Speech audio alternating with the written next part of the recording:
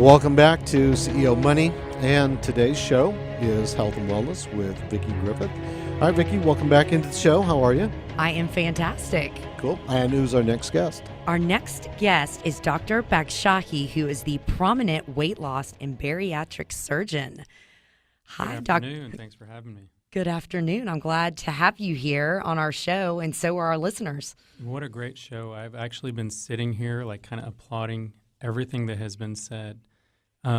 People think weight loss surgery and they're like, oh my gosh, that's the end of the road. That's, the easy way out. And it absolutely is not. It's just one of the tools in the toolbox and in the armamentarium to deal with everything you guys have been talking about: health, wellness, inflammation, lifestyle change. We talk about that minute to minute, day to day with every patient and every consult. It absolutely dovetails into what you guys have been talking about for the last hour really well. Talk to us about obesity, healthcare-related concerns. Dr. Raj talked about the 70-plus million NSAID users or people that are having trouble. We have 70-plus million Americans that are suffering from obesity and being overweight. And it is, and I'm sure it's not news to anybody, it's clearly an epidemic, a pandemic, probably the worst healthcare crisis that this country is facing now. I have a real quick question. What's the minimum term for obesity? How do you know when you're getting there, you just crossed the line, and now you've gone from a little too heavy to obese? Yeah, so although it's not the best tool, we use BMI, body mass index, which is a calculation of your height and your weight. Ideal body weight is roughly 20 to 25, 25 to 29 is overweight, and above 30 is obesity. Morbid obesity, it's not meant to sound mean, it just means it comes with other medical problems, comorbidities, is a BMI of 40 or above, or a BMI of 35 with diabetes, sleep apnea, or cardiovascular disease. But for most bariatric surgeons, I think, someone with a BMI of 30 or above that has tried other weight loss options like dieting, exercise, yo-yo diets, and things of the sort, we would offer them weight loss surgery. Yeah, and speak to, because we were having a great conversation about the extreme weight loss that some people try on their own that could actually be detrimental to them, and surgery actually is the better choice once they've gone through all the the different options that are out there. Yeah, absolutely. I really want to speak to the patients out there that when people come to see us and say, okay, I want to proceed or learn about weight loss surgery, they've been thinking about it for a year, 2 years, and there's something that changed. Either they had the courage to face reality and or got a new diagnosis of diabetes or hypertension. So they're out there and they don't want to come in until they have that moment or the epiphany. The thing to understand is weight loss surgery is not the easy way out. Okay, it is like tough fitness. It is the tough route to take, but it's a powerful tool that will help you manage your diet, manage your portions, be able to eat the things you have been instructed to eat by doctors year in and year out with every visit, and also to start seeing some weight come off so that you can become more mobile. The extreme weight losses, like some of the TV shows that we've seen, or people getting out there and just putting on shoes and going to the gym or running, it can actually be kind of dangerous and it can be kind of disheartening. One, patients can injure their neck, their shoulder. If they don't know how to work out, obviously not all of them, but many have led a sedentary lifestyle, or some were former athletes to begin with, and now they put on excess weight. Getting back in the gym at that weight and doing some of these things without supervision and without guidance is actually a bad idea.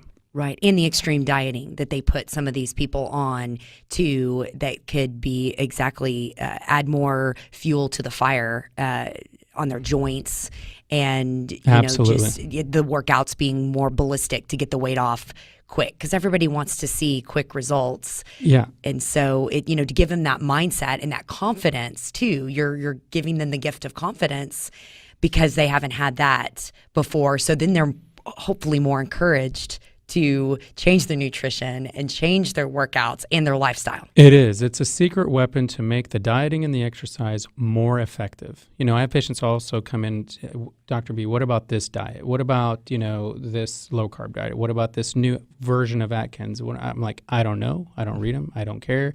Eat real food. Eat small portions, eat real food, eat anti-inflammatory type of foods. Like? Just fresh vegetables, lean meats.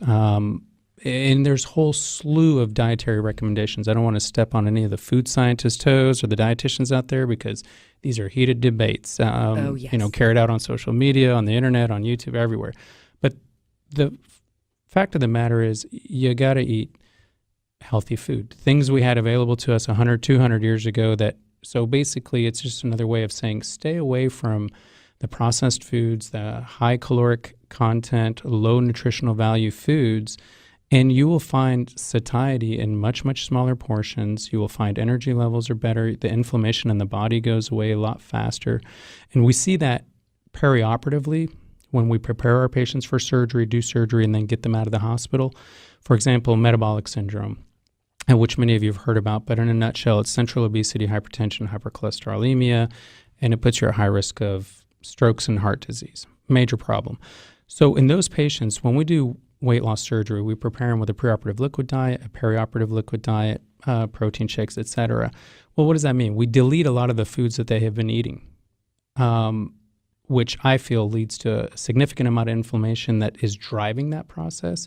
So ahead of the weight loss, when they have come off of those foods and they're eating what we tell them or what we require them to eat, we see their blood pressure get better. We say obesity leads to hypertension and heart failure. Well, before they've lost the weight, we see that improve. So clearly, nutrition is a key component of this.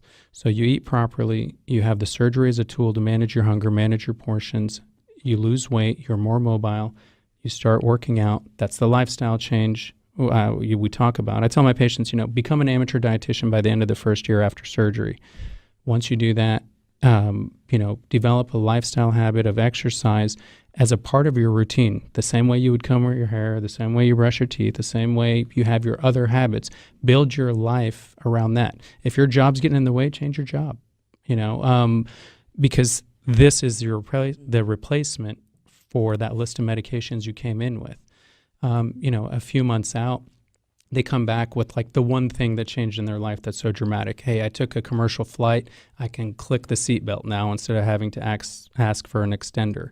I can cross my legs. Look at this. I have more energy than I ever had before.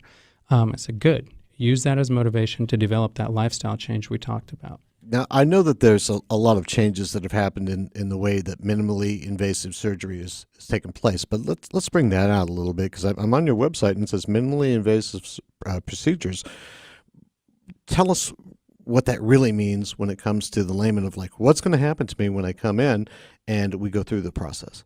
Absolutely. So in a nutshell, and I'll try to be brief, weight loss surgery has been around for 50 plus years, and it started with a small group of gastrointestinal surgeons that were essentially surgical oncologists. So you would remove part of the stomach or reroute intestines for various cancer operations. And what they noticed was patients would lose weight in a dramatic way for about 1.5 to 2 years and then kind of plateau out at this new weight. And this was in the upper Midwest and all over the U.S. essentially.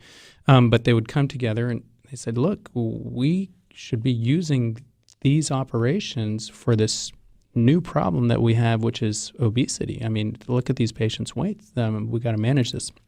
So at that time, it was open surgery, old-fashioned, big incision, stem to stern, really, and that added the complication rates, the comorbidities, and things like that. So it wasn't popularized very well. Well, in the mid-'90s, we started converting open traditional surgery, big incision surgery, into laparoscopic, minimally invasive surgery or keyhole surgery, small incisions to gain access to the abdominal cavity, specialized procedures to reroute intestines and things of the sort. So we took a big operation, we made it small, it's less inflammatory, less traumatic.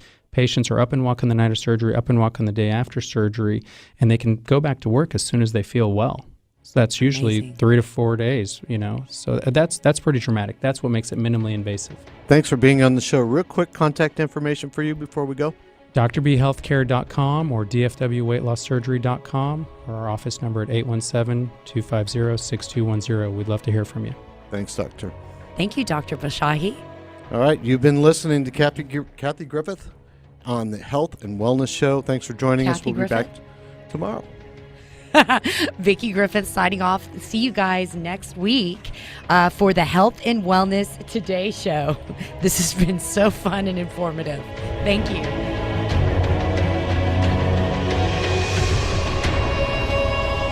Thank you for listening to CEO Money. If you would like to be a guest on our show or know someone who should be on our show, please contact us at info@wfn1.com or our website, wfn1.com. If you would like to reach any of our guests, please visit us at wfn1.com. Join us on Twitter at WFN Live or our Facebook page at WFN Live. We will be back tomorrow with more great interviews and ahead of the curve information you just can't get anywhere else. CEO Money is sponsored by WF News 1 Incorporated. Views and opinions heard on CEO Money are not necessarily the opinion of this station or its management. Material on this program is intended for general information only and should not be taken as specific investment, tax, or legal advice.